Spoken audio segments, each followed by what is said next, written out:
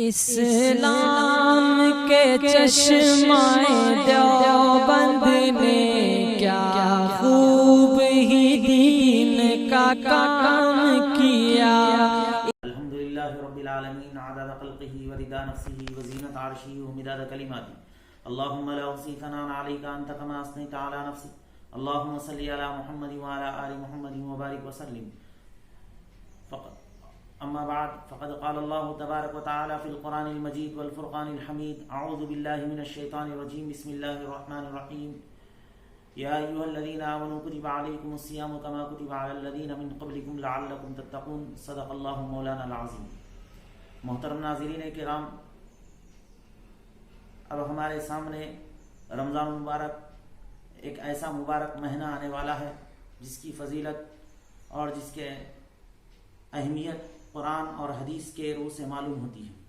یہ ماہ مبارک جس میں اللہ تبارک و تعالیٰ نے قرآن کریم کو بھی نازل فرمایا، اور اس ماہ مبارک میں جو بھی ہم عبادت کے متعلق جو بھی کام کرتے ہیں، اللہ تبارک و تعالیٰ اس کا ڈبل تربل 2-3 اجر ثواب دیتا ہے۔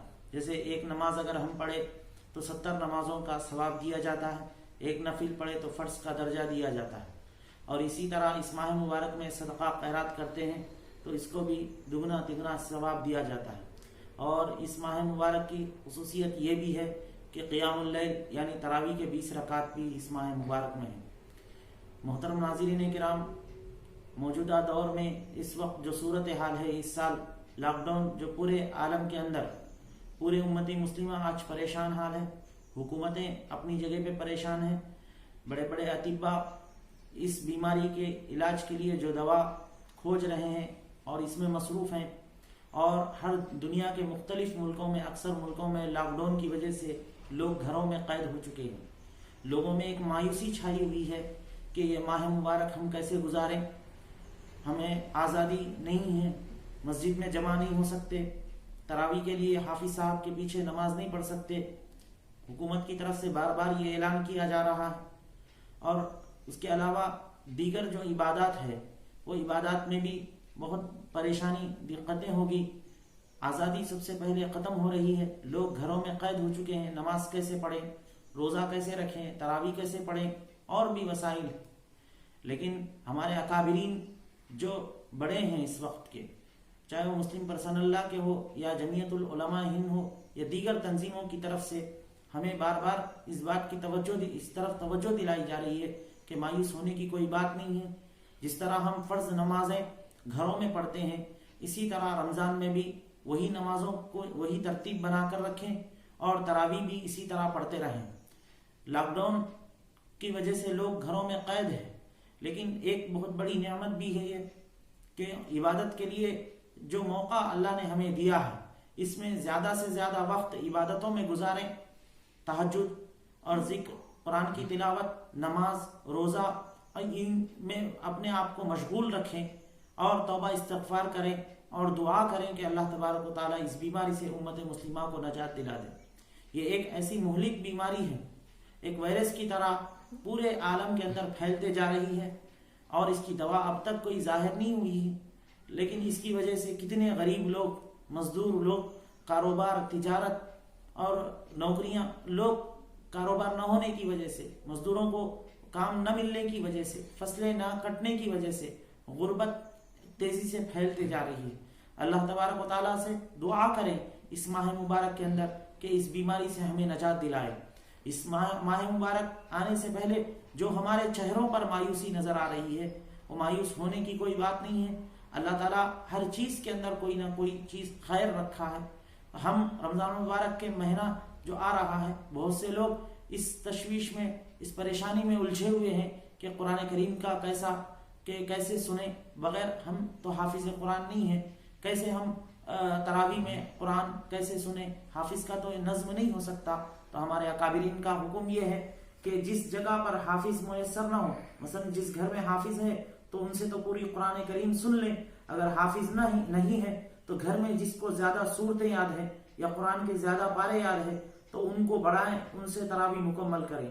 اگر وہ بھی نہ ہو سکے تو گھر میں جس کو جتنی بھی 1 سورت 2 سورت یاد ہے تو ان کو امام بنائیں اور اسی سورت کو بار بار دہراتے رہیں. اس بات کا خاص خیال رکھیں کہ عورتوں کو امام نہ بنائیں، بلکہ گھر میں جو مرد حضرات ہیں جن کو زیادہ یاد ہے، جیسے والد باپ کو یاد ہے، والد صاحب کو یاد ہے قرآن، بیٹے کو یاد نہیں ہے، 2-3 صورتیں والد صاحب کو یاد ہیں تو والد پڑھائیں، یا بچے کو یاد ہے تو بچہ پڑھائیں. تو اس طرح اہتمام کریں. لیکن ایک مسئلہ یہاں پر بھی سن لیں کہ تراویح ایک سنت ہے، تراویح پڑھنا ایک سنت ہے، قرآن کا سننا ایک سنت ہے. جب 2 سنتیں ایک جگہ جمع ہو جاتی تو یہ ہمارے لیے بہت بڑی خیر کی بات ہے.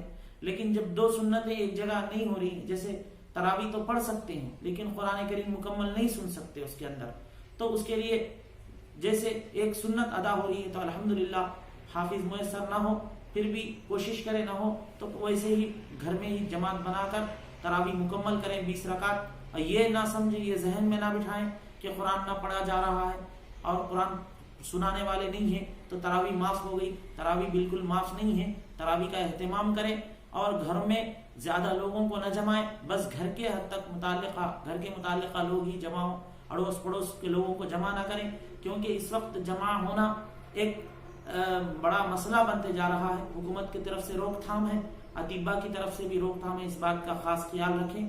ہم مسلمان ہیں، ہم مومن ہیں، اس بات کا خاص حکومت کا تعاون کریں اس سلسلے میں. اور جو ہمیں حکم دیا جا رہا ہے حکومت کی جانب سے یا ہمارے اکابرین کی جانب سے، اس کو مد نظر رکھتے ہوئے، اس کے پیش نظر رکھتے ہوئے اس کا خاص خیال کریں اور نمازوں کا باضابطہ اہتمام کریں. 5 وقت کی نماز پڑھیں، تراویح بھی مکمل 20 رکعت پڑھیں، تہجد کی پابندی کریں، قرآن کریم کی تلاوت کریں اور اس ماہ مبارک کے مہینے میں خوب سے خوب فائدہ اٹھائیں. یہ ایک طرف اگر ایک نظریے سے دیکھیں تو یہ ماہ مبارک ہمارے لیے رحمت اور ایک بہت بڑی نعمت بن کر آ رہا ہے، کیونکہ ہمارے مصروفیات تو رک گئے ہیں، ہمارے کاروبار رکے ہیں. اتنے دن ہم نے کبھی کاروبار کا بہانہ بنایا، کبھی نوکری کا بہانہ بنا کر روزے کو چھوڑا، کبھی کاروبار کا بہانہ بنا کر روزوں کو تراویح کو چھوڑا، مصروفیات کو بہانہ بنا کر ہم نے بہت سی چیزوں کو چھوڑا، عبادتوں کو چھوڑا. لیکن یہ ماہ مبارک میں ایسا کچھ نہیں ہے، بلکہ اللہ تعالیٰ نے ہمیں خالی کر دیا ان چیزوں سے. اب ہمیں اچھا سا موقع ہے، اب کوئی بہانہ بنائے بغیر ہم روزے کا پورا اہتمام کریں، تراویح کا پورا اہتمام کریں، نمازوں کا پورا اہتمام کریں، توبہ استغفار کا، ذکر کا بھی پورا اہتمام کریں. لیکن اب یہ ایک مسئلہ یہ بھی ہے کہ ذکر کرنا ہے تو کون سا ذکر کریں؟ تو اس میں آپ کے لیے جو مناسب ہو سکا، جیسے درود یاد ہے تو کثرت سے درود پڑھتے رہیں. استغفر اللہ ربی اگر یہ یاد ہے تو اس کو بھی کثرت سے پڑھتے رہیں. اگر پورا استغفر اللہ ربی من کل ذنب واتوب الیہ اگر پورا یاد نہیں ہے تو آپ استغفر اللہ کرتے رہیں. اگر اتنا بھی نہیں ہو سکتا تو اللہ کا ذکر کرتے رہیں اور مغفرت کے لیے دعا کرتے رہیں. اور ایک بات نوجوانوں سے گزارش ہے کہ جس طرح ہم بے احتیاطی کے پہلو اختیار کر رہے ہیں، اس سے حکومت کو بھی بہت زیادہ پریشانی ہو رہی ہے. لوگ ہمارے لیے کوششیں کر رہے ہیں، حکومت بار بار کہہ رہی ہے کہ ہم گھروں میں قید رہیں، لیکن بعض لوگوں کو ہم دیکھ رہے ہیں کہ اس کی طرف کوئی توجہ نہیں ہے. احتیاطی تدابیر کو ہم نے بالائے طاق رکھ دیا، لیکن احتیاط کی بہت زیادہ سخت ضرورت ہے. اس کی میں ایک مثال دیتا ہوں. حدیث مبارک میں ہے کہ اللہ کے رسول صلی اللہ علیہ وسلم ایک مجلس میں بیٹھے ہوئے تھے. ایک کوڑی کا بیماری والا آدمی جس کا مرض تھا کوڑی بیماری، وہ بیماری ایسی مہلک مرض ہے جس سے دوسروں کو بھی آ سکتی. تو اللہ کے رسول صلی اللہ علیہ وسلم نے اس کو دور سے دیکھ کر ہی اپنی مجلس میں آنے سے منع کر دیا، اس کو بھیج دیا.